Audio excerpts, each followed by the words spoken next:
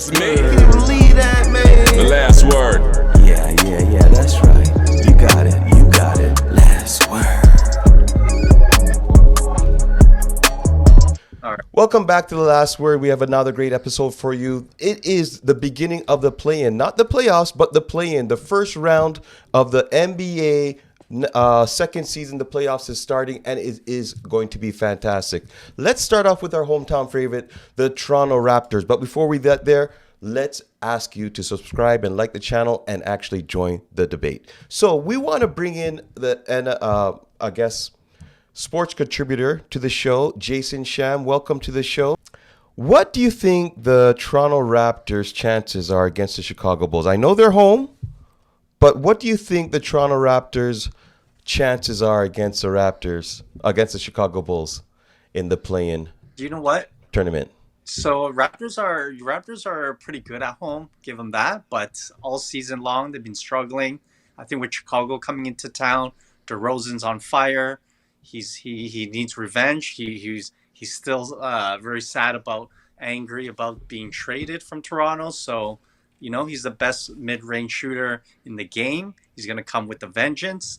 I think he'll destroy the Raptors with Zach LaVine. Him and Beverly. Don't forget Beverly. I think that Beverly was a was a big solid pickup. team. Ooh.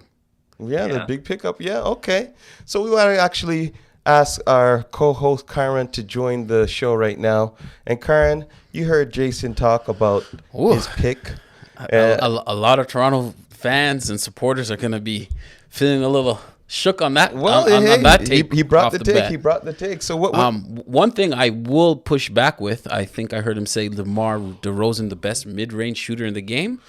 I'm going to put out the name of Kevin Durant and as well his teammate, Devin Booker, as better mid-range game players than DeRozan. But DeRozan is one of the stronger mid-range guys in the league. I won't take that away. Well, Karen, let's pose a question to you then. Yeah. You got Jason's take. What are the Raptors' chances in the first, I guess, the play-in? What do you think? Are they able to succeed? Will they be able to overcome? I mean, they got one game. It's win or lose. Yeah, it definitely helps the fact that they're playing on their home court. Yep. It's funny that they're playing the Bulls because this year for the Raptors seems like one of those DeMar DeRozan years where they're good enough to make the playoffs. However, they're in no man's land. Not good enough to compete really for a title or make a real run.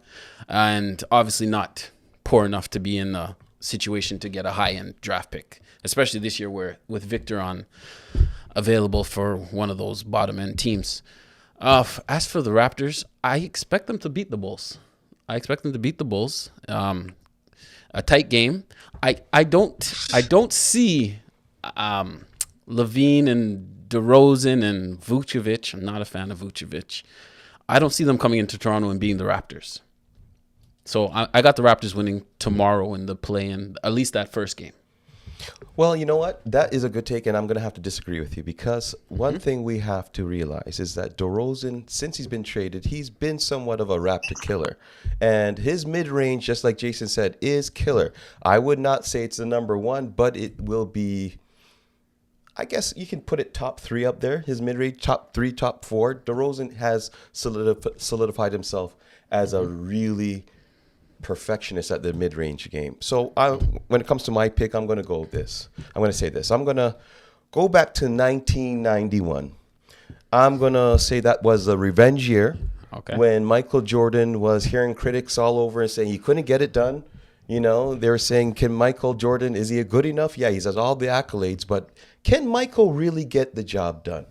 And when it was all said and done, the Lakers, Magic Johnson, Sam Perkins, and the rest of the crew, they went down 4-1. And Michael Jordan brought home the gold, the ring from 1991.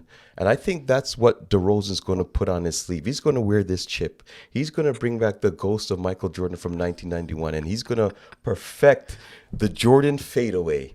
And he's going to get his own chip because he's not winning no championship. Let's get real. He's not winning his own championship. He's not going to win a title with the Chicago Bulls.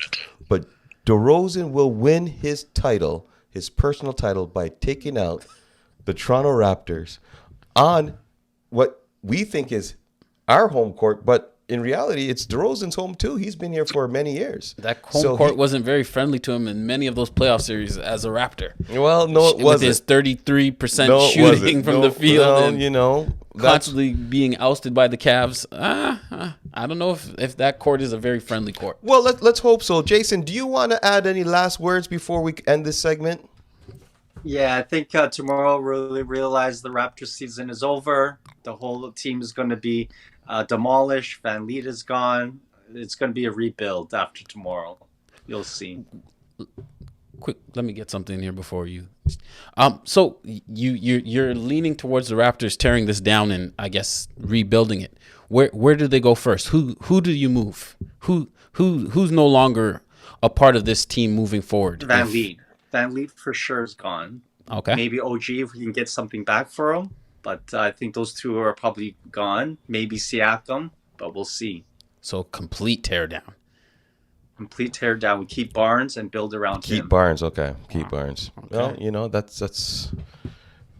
So you have full belief in Barnes as a core, or as the cornerstone to build around? Cornerstone to build around, or is he more of a going to fall into that complementary player role, or so are the Raptors out there looking for a number one, looking for a number two, or how where do they have to start this rebuild, because they don't have a high draft pick to start it? So yeah, I think Barnes is more a complementary player. They probably have to see what's out there. I don't know who's available, but they definitely need to have someone there with them to grow with them and build around him. Okay. Cool. All right, Jason. Well, thank you for your take, and thank you for joining the show. We obviously appreciate your input, and let's hope that the take that you took is the same take that I took. The Chicago Bulls will bring back the ghost of Michael Jordan 1991 and resurrect and rise to the challenge and take out the Toronto Raptors on home court. And that's the last word on the Toronto Raptors.